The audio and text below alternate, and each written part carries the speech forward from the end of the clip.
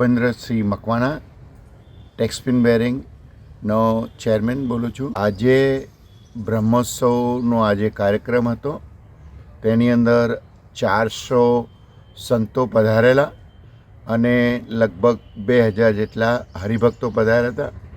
અને એમાં મુખ્ય પૂજ્ય કોઠારી સ્વામી સાળંગપુરના આવેલા, પૂજ્ય નારાયણ મુનિ સ્વામી પધારેલા અને પૂજ્ય આત્મ સ્વરૂપ સ્વામી પણ અહીંયા પધારેલા અને પૂજ્ય ભદ્રેશ સ્વામી પણ અહીંયા પધારેલા અને ઘનશ્યામ પ્રસાદ ભંડારી સ્વામી પધારેલા, પૂજ્ય મધુવદન સ્વામી પણ અહીંયા પધારેલા અને પૂજ્ય બાપુ સ્વામી અને પૂજ્ય મુનિ સ્વામી અહીંયા પધારેલા.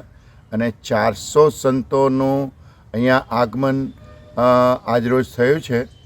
જે સ્વામિનારાયણ ભગવાન જ્યારે અહીંયા લોયા જતા હતા ત્યારે રાણપુર પધારેલા 400 સંતો સાથે. એવું જ આયોજન અહીંયા આજે ખૂબ સુંદર રીતે કરવામાં આવેલું છે અને ભોજનની પણ સરસ રીતે સગવડતા કરવામાં આવેલી છે. અને હરિભક્તો ખૂબ રાજી થયા છે અને ખૂબ પૂજ્ય કોઠારી સ્વામી, નારાયણ મુનિ સ્વામી અને ભદ્રેશ સ્વામી એ ખૂબ જ સરસ રીતે અહીંયા આજે આપણને જ્ઞાન આપ્યું છે અને ખૂબ સરસ સભા થઈ છે અને બધા હરિભક્તો ખૂબ જ રાજી થયા છે.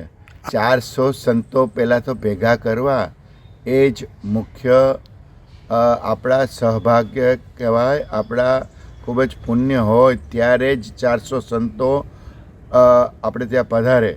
આજે તમે વિચાર કરો કે 5 સંત કોઈના ઘરે નથી આવતા, એટલે 400 સંત પધાર્યા એ આપણે સહજાનંદ સ્વામી પોતે જાતે પધાર્યા એમ જ કહેવાય.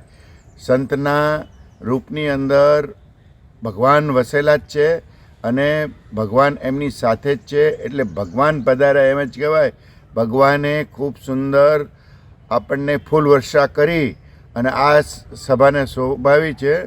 તેવા જ આપણે એ પ્રમાણે જ આપણા ભાગ્ય કહેવાય કે આવા સંતો આપણે ત્યાં પધાર્યા.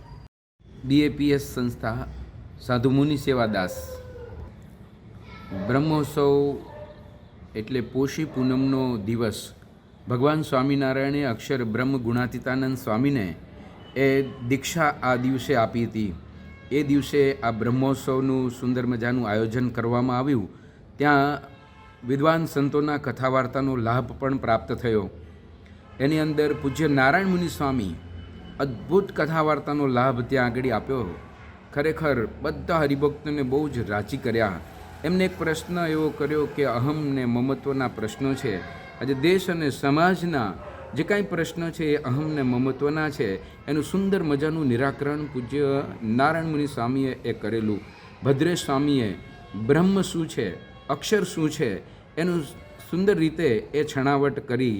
પૂજ્ય આત્મતૃપ્ત સ્વામીએ ભગવાન પ્રગટ છે આ પૃથ્વી ઉપર એનું પણ સુંદર રીતે પ્રવચન કર્યું. ભગવાન અંતકાળે તેડવા માટે આવે છે એ પ્રકારે એમને સરસ પ્રવચન કરી અને આ વાતની ખૂબ જ સારી છણાવટ કરી.